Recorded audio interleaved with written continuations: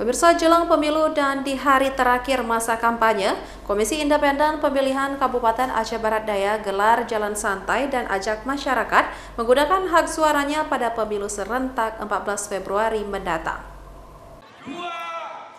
Sebanyak 5.000 masyarakat Aceh Barat Daya ikuti jalan santai dan senam bersama di halaman kantor Setdakap Aceh Barat Daya Sabtu pagi.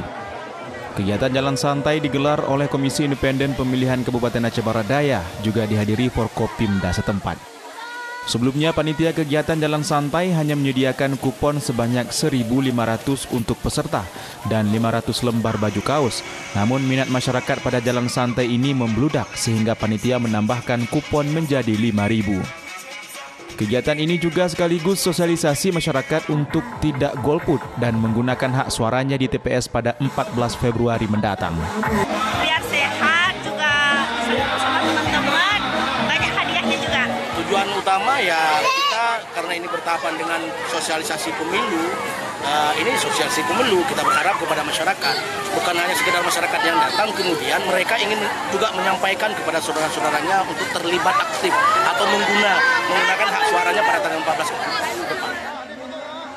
Kegiatan jalan santai diakhiri dengan pembagian door prize berbagai alat elektronik rumah tangga. Diketahui kegiatan ini menelan biaya sebesar 50 juta dari anggaran pendapatan belanja negara atau APBN tahun 2024. Dari Kabupaten Aceh Barat Daya, Erdawati, iNews melaporkan.